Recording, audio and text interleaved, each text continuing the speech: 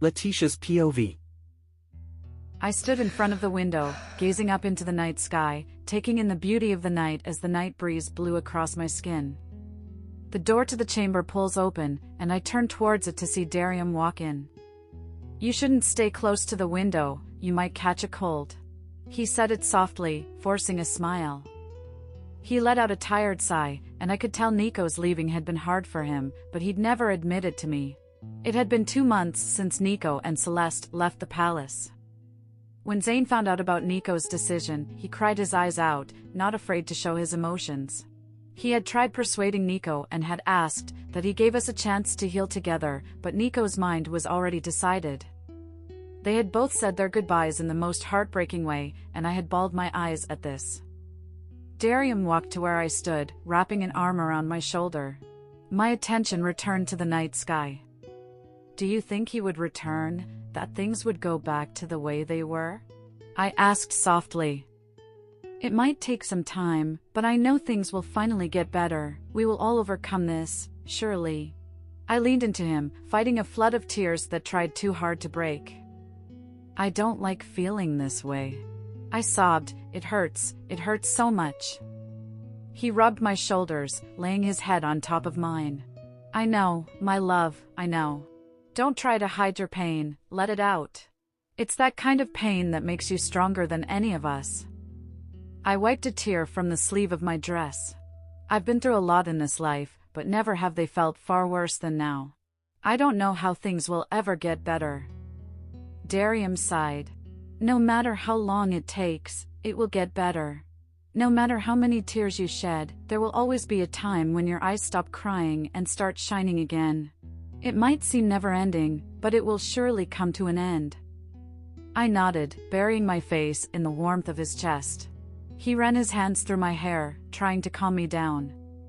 "Right now, all we have to do is focus on our futures, the twins, and the kingdom.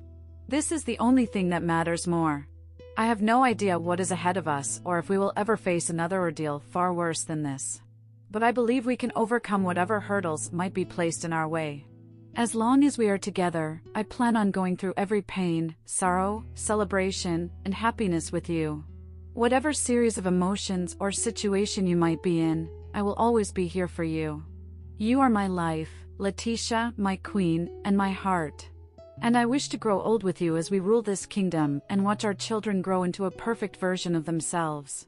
So fret not, little bird, for I am always behind you every step of the way." Darium leans in, pecking my lips before wrapping his arms around me, locking me in a loving, warm, and gentle embrace, and I feel whatever heaviness in my heart begin to subside as I hope for a better tomorrow.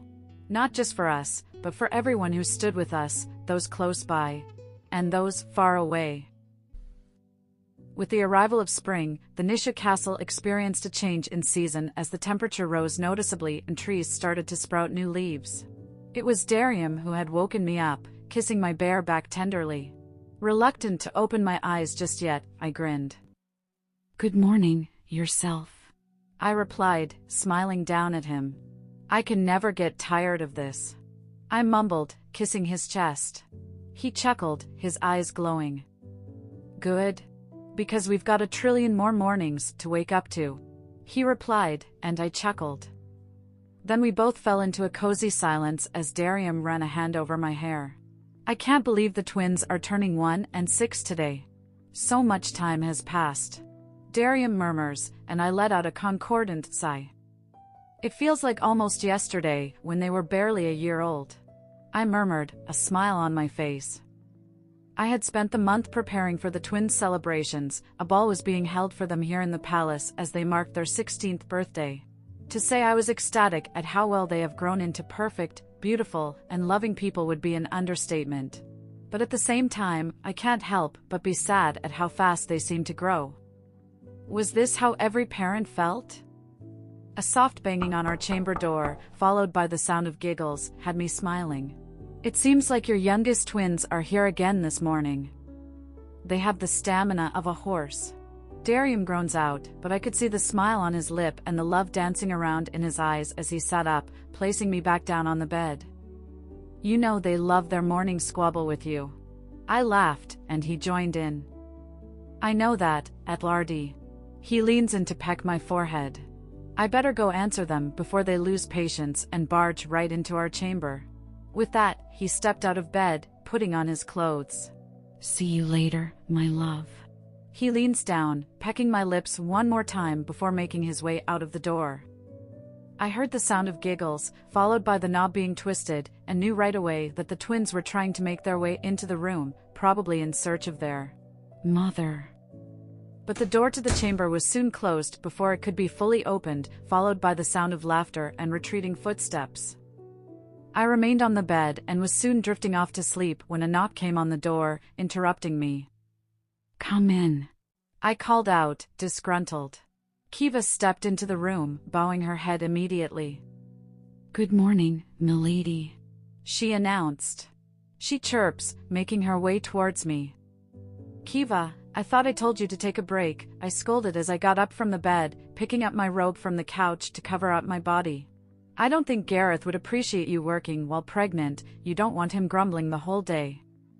They had gotten together just 5 years ago and married the following year.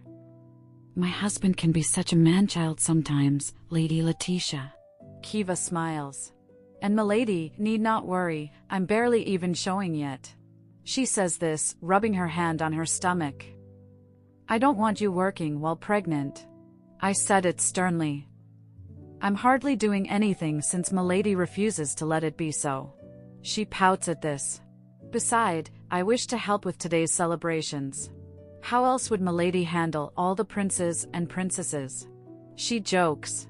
"My lady might be a calm person, but the princes and princesses seem to have taken after their father, except for the Princess Hasoslava and the little Prince Denarius."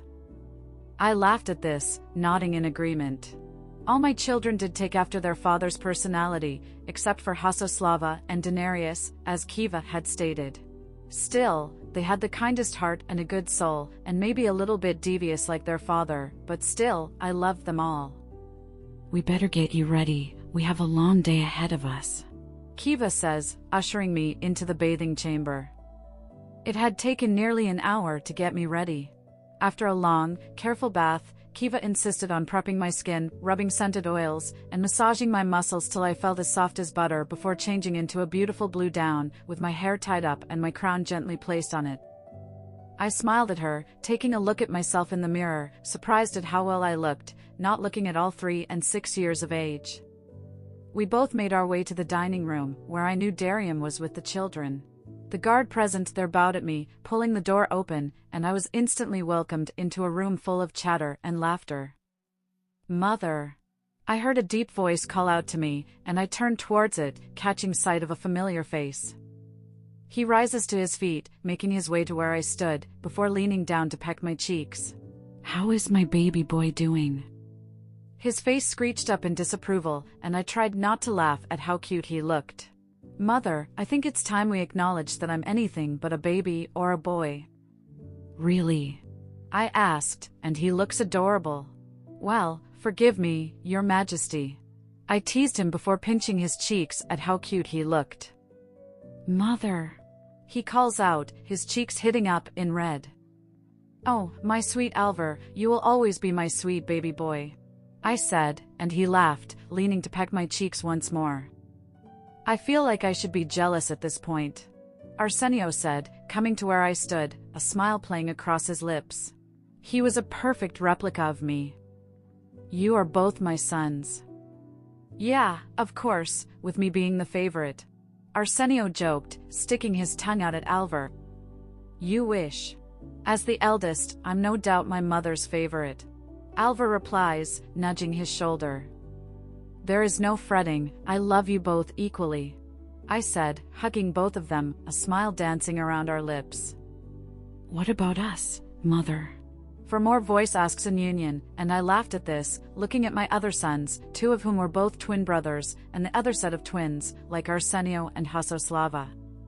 Let me just say Darium has kept me busy during the years, having birthed twins 4 times, leaving us with 9 children. Denarius, Kieran, Nikolai, and Cerulean both rushed towards me. Denarius and Kieran happened to be the same height as me, despite being 1 and 3 years of age. Nikolai and his twin sister Maribel are 1 and 10 years of age. and Cerulean and Reiko, who had been the ones to knock on our chamber's door, were 7 years of age. Nikolay and Cerulean both clutched both my legs while I hugged Denarius and Kieran. I love all my children equally. I smiled warmly at them. We know, Mother. They all said it in unison again as they laughed. We heard a loud laughter, and our attention turned to look at Darium with the girls gathered around him. They seemed to be in some conversations. Maribel was saying something, and the rest laughed. This brought a smile to all our faces. The boys and I made our way to the table. Darium and I eyes met, and I could see the love, peace, and contentment in those beautiful eyes of his mirroring mine. We all took our seats just as the door to the dining room opened again. Devlin and Minerva were the first to enter, followed by their son and daughter, Tatum and Kiva. Tatum was only a year and a couple of months younger than Arsenio and Hasoslava, while Kiva was born 4 years later. Yet it didn't stop them from being best friends with each other. I smiled at them as they made their way to the table, just as Zane came to view with his wife, who was, surprisingly not, his former female guard. They both walked in with both their sons, Rune and Levi. Both 8 and 5 years of age. After sharing pleasantries and hugs, we all took our seats at the dining table as breakfast began. Katrona and Zatkai had expressed their regret, as they won't be making it this year since Katrona had recently birthed her 3rd child and needed absolute rest. They had been blessed with 3 girls, the little one included. Zatkai had wanted to come, but Darium asked him to take a break and be with his wife instead. They both stayed here in Nisha. A place was provided for them, and Zatkai had been given a position in the palace as one of the guards after Darium had tested his skill.